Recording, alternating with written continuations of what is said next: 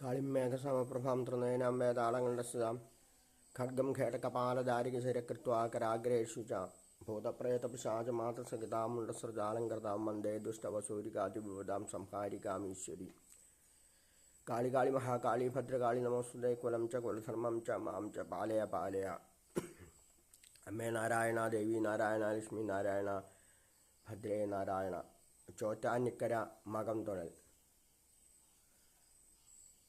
ആദ്യം കീഴ്ക്കാവിലെ അമ്മയ്ക്ക് വഴിപാട് കഴിച്ച് തൊഴുത് ദുഃഖങ്ങളും ദുരിതങ്ങളും അസുഖങ്ങളും എന്തൊക്കെ വിഷമങ്ങളുണ്ടോ അതെല്ലാം അവിടെ ഒരു പണ്ടപ്പരപ്പും പരാതിയും പറയാൻ സങ്കല്പിച്ചുകൊണ്ട് അവ സമർപ്പിച്ചു കഴിഞ്ഞ്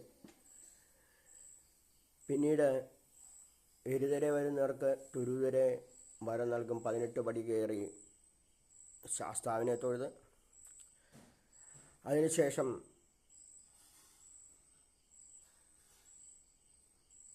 ലോകത്തിൻ്റെ ജഗത പിതരോ വന്ദേ പാർവതി പരമേശ്വരു.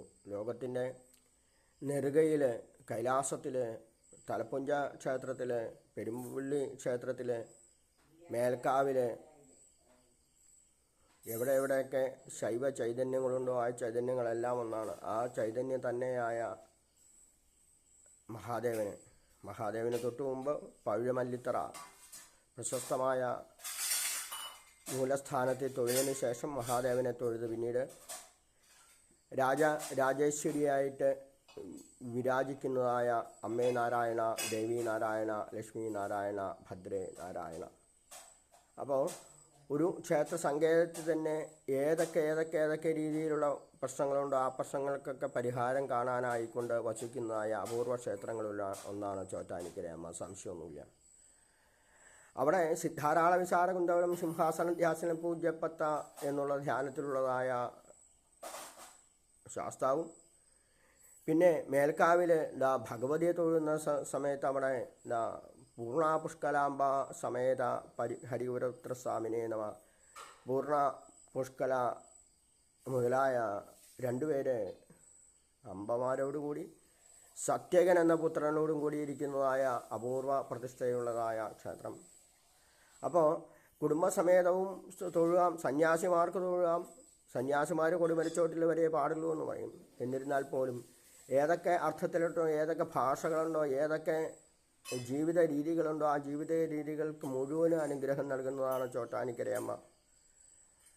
അപ്പോൾ നമ്മുടെ കൊച്ചിൻ ദേവസ്വം ബോർഡിൻ്റെ അഭിമാനമായ, കൊച്ചിൻ ദേവസ്വം ബോർഡിൻ്റെ നെടുന്തൂണായ ചോറ്റാനിക്കരയമ്മയുടെ മകം തൊഴിൽ. എരുതരെ വരുന്ന ഭക്തജനങ്ങൾ, സ്ത്രീകളും ഒക്കെ ഉറക്കവും ഒക്കെ വേണ്ടാന്ന് വെച്ചുകൊണ്ട് ഇന്നലെ മുതൽ അവിടെ ഉച്ച മുതൽ അവിടെ ക്യൂവിലാണ്. അപ്പോൾ എന്തിനു വേണ്ടിയിട്ടാണെന്ന് വെച്ചാൽ സംശയമൊന്നുമില്ല, അനുഗ്രഹ കല വർദ്ധിപ്പിക്കാനായിക്കൊണ്ട്. അപ്പോൾ ലോകത്തെ മുഴുവൻ അനുഗ്രഹിക്കാൻ തയ്യാറായിരിക്കുന്നതായ അമ്മ ഇനിയോ ഉത്സവകാലങ്ങളാണ്. ആയില്യം ഉത്സവം, മണ്ണാർശാല ആയില്യം കഴിഞ്ഞ ദിവസവും കഴിഞ്ഞു. ഇന്ന് ചോറ്റാനിക്കര മകം, നാളെ പൂരം. അപ്പോൾ എല്ലാ ദിവസവും പൂരമായിരിക്കാൻ പ്രാർത്ഥിക്കുക എന്നർത്ഥം. ഉത്സവം പോലെ ആയിരിക്കണം. ബുദ്ധിനോതി മുകളിലേക്കുള്ള പ്രയാണം തന്നെയാണ് ഉത്സവം എന്ന് പറയുന്നത്. അപ്പോൾ ലോകത്തെ മുഴുവൻ അനുഗ്രഹിക്കാൻ, ലോകത്തെ മുഴുവൻ സ്നേഹിക്കാൻ തയ്യാറായിരിക്കുന്ന ചൈതന്യങ്ങളായ ചോറ്റാനിക്കരയിലിരിക്കുന്നതായ ഹനുമാനുണ്ട്. എന്തൊക്കെ അവിടെ ഉണ്ടെന്ന് വെച്ചാൽ എല്ലാം ഉണ്ട് എന്നർത്ഥം. അവിടെ മരത്തെ തൊഴുതാലും മതി. ചോറ്റാനിക്കര അമ്മയുടെ ആലയിലോ അവിടെ ഏതെങ്കിലും മരത്തെ തൊഴുതാലും അവിടെ ചൈതന്യമാണ്. കാരണം അമ്മേ നാരായണ, ദേവി നാരായണ, ലക്ഷ്മി നാരായണ, ഭദ്രേ നാരായണ എന്ന് തലമുറകളോളം അവിടെ നാമജപത്തിൻ്റെ ശക്തി പ്രത്യേകത തന്നെയാണ്. അപ്പോൾ ഏതോ ഒരു കാട്ടിൽ ഏതോ കുറേ പേര് പുല്ല് മുറിക്കാനൊക്കെ പോയപ്പോൾ അവിടെ ഒരു അറിയാതെയോ ഒരു കല്ലേൽ ആയുധം കൊണ്ടുവന്നു, അതിന് ചോര പൊടിഞ്ഞു വന്നു. അവിടെ തന്ത്രിദ്ദേഹം എന്നത് അഭിഷേകം കഴിച്ച് ഹൃദയമാം ചിരട്ടയിൽ നേദ്യം. കീഴ്ക്കാവിൽ പൂജയില്ല എന്നർത്ഥം. പൂജ കഴിച്ചാൽ അതിശക്തി ഇരട്ടിയാവും അമ്മയ്ക്ക്. അപ്പോൾ അവിടെ ചിരട്ടയിൽ നേദ്യം മാത്രമേ ഉള്ളൂ. പിന്നീട് രാത്രി കാലങ്ങളിൽ മേൽക്കാവിലെ മേശാന്തി വിളക്കോടുകൂടി അകമ്പടികളോടുകൂടി വന്നുകൊണ്ട് ഗുരുതി തർപ്പിക്കുമ്പോൾ മുത്യുസ്തുല്യം തുലോകിം ഗരിസാന്നിസിതാകിം വാക്സാംഘ്രിവത്നദുരിതാ വിഷ്ണുവിദ്യാപദവ്യ ആപദോമേ നാശനാശ സമ്പദോമേ പ്രാപ്യ പ്രാപ്യ സകല മനോർത്ഥാൻ സാധയ സാധയ പ്രാപതാ സന്ധ്യാസ്നാദേ സ്വയമുദന വിത്തി സൈത്യുഹ്യമാന ദേവിയാത് ശുരക്ഷതമക്ഷേഷോ രക്തധാരാ ജയന്തി. ആ രക്തധാരകളെ കൊണ്ട് അമ്മയുടെ പരിവാരങ്ങൾക്ക് തർപ്പിച്ചത് അവരത് സ്വീകരിച്ച് പിന്നീട് പരിവാര ചൈതന്യങ്ങളെ അമ്മയിലേക്ക് തന്നെ അവിടെ ഉദ്വസിച്ചു കഴിയുമ്പോൾ അമ്മ പരിപൂർണ അനുഗ്രഹ കല വർദ്ധിപ്പിച്ചിരിക്കുന്നു എന്നർത്ഥം. അപ്പോൾ ദുഷ്ടതയെയും ദുഷ്ടന്മാരെയും അരിഞ്ഞു തള്ളുന്നതായ അമ്മ ഭദ്രകാളി നമസ്തസ്തു ഭദ്രഭാസുരഭൂഷണ വിനാശയാശിമേശത്തിലും ഭിത്വാസൂരേന വക്ഷസി. അത് അമ്മയുടെ ഒരു വശം.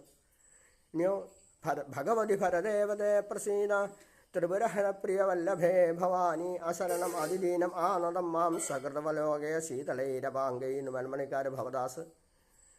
പരമേശ്വരേട്ടൻ അജയേട്ടൻ വെൺമണികൃഷ്ണൻ നമ്പൂതിരി രാധേടത്തേക്ക് എപ്പോഴും ചെല്ലുന്നതാണ്. കാരണം രക്ഷണ എന്നർത്ഥം. ഭദ്രകാളിയുടെ രൂപത്തിലുള്ളതായ യക്ഷി അവരുടെ ഭരദേവതയാണെന്നർത്ഥം. അപ്പോൾ അങ്ങനെ ഭദ്രകാളി തന്നെയാണ് യക്ഷി. അപ്പോൾ പാർവതീദേവിയുടെ ചൈതന്യം മഹാദേവൻ്റെ മടിയിലിരിക്കുന്ന തിളക്കുഞ്ഞ മഹാദേവൻ്റെ മടിയിലിരിക്കുന്നതായ പാർവതീദേവി എന്ന അമ്മ തന്നെയാണ് എന്തായി മാറുന്നത്, ലോകത്തിലുള്ള ദേവീ ചൈതന്യങ്ങൾ മുഴുവനുമായിട്ട് മാറുന്നത്. അപ്പോൾ സ്വന്തം അമ്മയും പാർവതീദേവിക്ക് തുല്യയാണ് എന്നർത്ഥം. ആസ്ഥാൻ താവതീയം പ്രസൂതി സമയ ദുർവാരശൂലവ്യഥ നൈരുച്ചന്തൻ ശോഷണം മലമയി ശയ്യാജ സാംവത്സരി ഏകസ്യാപിന ഗർഭഭാര ഭരണക്ലേശേഷ്യാക്ഷമോ ധാതും ദുഷ്കൃതി ഉന്നതോപിനയ തസ്യേജനന്യേ നമാണെന്ന് ശങ്കരാചാര്യർ പാടിയിട്ടുണ്ടെങ്കിൽ ലോകത്തിലുള്ള എല്ലാ അമ്മമാരെയും ഈശ്വരിയായി കണ്ട് നമസ്കരിക്കാൻ സാധിക്കട്ടെ.